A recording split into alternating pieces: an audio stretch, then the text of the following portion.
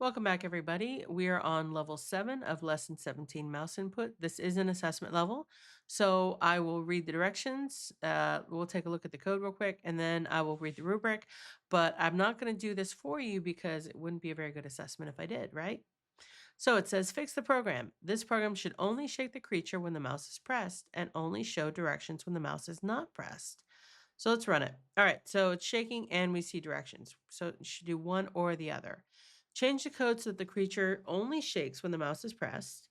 Change the code so the directions, press the mouse to shake the creature, only show when the user is not pressing the mouse. All right, so you've got to figure all that out. I'm going to give you a biggest hint is make sure you read the comments. The comments are going to give you a lot of really good information on what to do where. All right. So there's that. And then if we look at the rubric, so the rubric starts with no evidence, which means you didn't do anything. This didn't change at all. So that's going to get you not passing grade. So we're going to close that because you're definitely going to do better than that.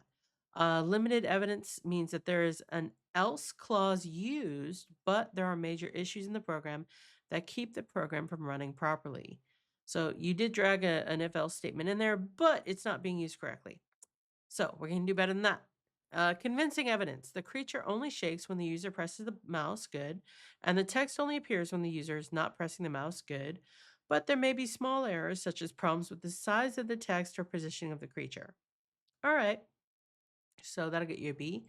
And then last but not least, the extensive evidence. This is your A plus, your 100. This is the goal. This is what you want.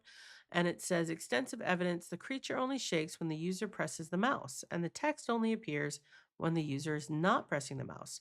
Only one conditional block is used, and the program is error free.